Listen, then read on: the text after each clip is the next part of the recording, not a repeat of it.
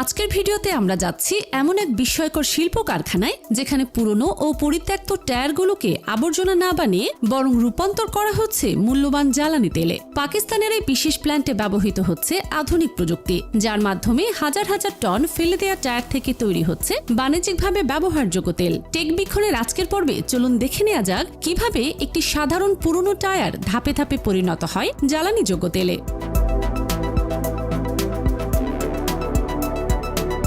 কাজের শুরুতেই বিভিন্ন জায়গা থেকে সংগ্রহ করা পুরনো টায়ারগুলো ফ্যাক্টরির আঙিনায় এনে জমা করা হয়। এরপর দক্ষ কর্মীরা বিশেষ ধরনের ধারালো স্টিল কাটিং টুল ব্যবহার করে টায়ারের ভেতরে শক্ত স্টিলের তার অর্থাৎ বিড ওয়্যার আলাদা করে ফেলে।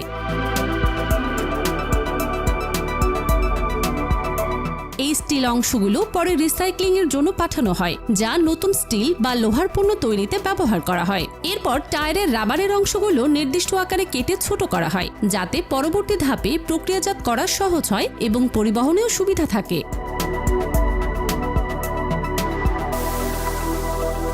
কাটা টায়ারের টুকরোগুলো এরপর নিয়ে যাওয়া হয় একটি বিশাল বন্ধ চুল্লির ভেতর। এই চুল্লিটি সম্পূর্ণ অক্সিজেন মুক্ত পরিবেশে পরিচালিত হয়, যাতে টায়ারগুলো সাধারণভাবে পুড়ে ছাই না হয়ে রাসায়নিকভাবে ভেঙে যেতে পারে।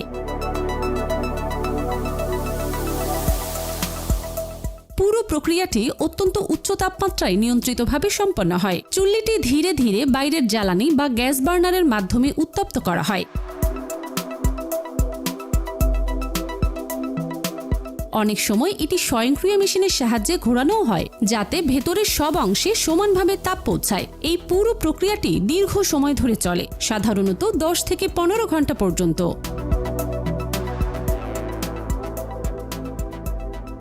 এই তীব্র তাপ ও অক্সিজেনবিহীন পরিবেশে টায়ারের জটিল উপাদানগুলো ভেঙে 3টি মূল অংশে বিভক্ত হয়ে যায়: গ্যাস, তরল তেল এবং কঠিন কার্বনজাত পদার্থ।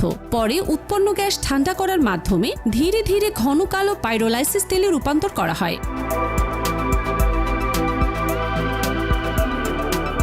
এই পুরো প্রযুক্তিগত প্রক্রিয়ার বৈজ্ঞানিক নাম হলো পাইরোলাইসিস। এটি এমন একটি পদ্ধতি যেখানে অক্সিজেন ছাড়াই উচ্চ তাপে জৈব পদার্থ ভেঙে নতুন উপাদানে রূপান্তরিত হয়। এই প্রক্রিয়ায় শুধু তেলই নয়, আরও কিছু গুরুত্বপূর্ণ উপাদান পাওয়া যায়, যেমন কার্বন ব্ল্যাক পাউডার, যা রাবার, প্লাস্টিক এবং বিভিন্ন শিল্পপণ্যের কাঁচামাল হিসেবে ব্যবহৃত হয়। পাশাপাশি টায়ারের ভেতরের স্টিলের তারগুলো আলাদা করে পুনরায় রিসাইক্লিং করা হয় এবং নতুন ধাতব পণ্য তৈরিতে কাজে লাগানো হয়।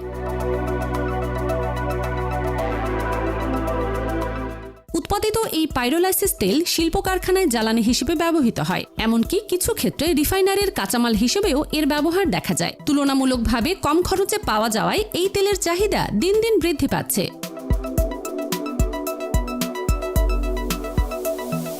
তবে এই প্রযুক্তির কিছু চ্যালেঞ্জও রয়েছে। সঠিকভাবে নিয়ন্ত্রণ না করলে এই প্রক্রিয়ায় নির্গত গ্যাস ও ধোঁয়া পরিবেশের জন্য ক্ষতিকর হতে পারে।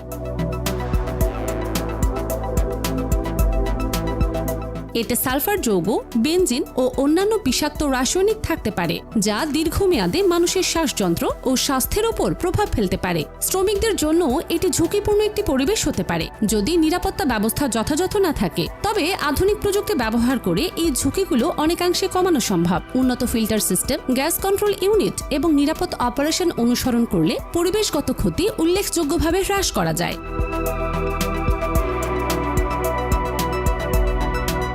বিশ্বজুড়ে প্রতি বছর বিপুল পরিমাণ টায়ার ব্যবহারের পর ফেলে দেয়া হয়, যার সংখ্যা 1.5 বিলিয়নেরও বেশি। একটি টায়ার যদি সরাসরি পুড়িয়ে ফেলা হয় তাহলে তা ভয়াবহ বায়ু দূষণ সৃষ্টি করে, আর যদি এটি মাটিতে ফেলে রাখা হয় তাহলে সেটি সম্পূর্ণভাবে পচে যেতে হাজার হাজার বছর সময় লাগে।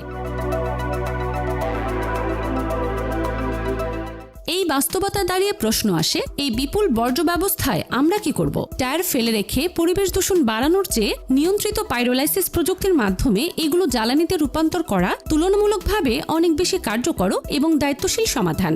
অবশ্যই এটি সম্পূর্ণ নিখুঁত সমাধান নয়, তবে বর্তমান পরিস্থিতিতে এটি একটি বাস্তবসম্মত এবং উন্নত বিকল্প হিসেবে বিবেচিত হতে পারে। এভাবেই আজকে টেকবীক্ষণ পর্ব শেষ করছি। খুব শীঘ্রই আবারও আসবো নতুন কোনো প্রযুক্তি, কারখানা বা অজানা শিল্পজগতের ভেতরের গল্প নিয়ে।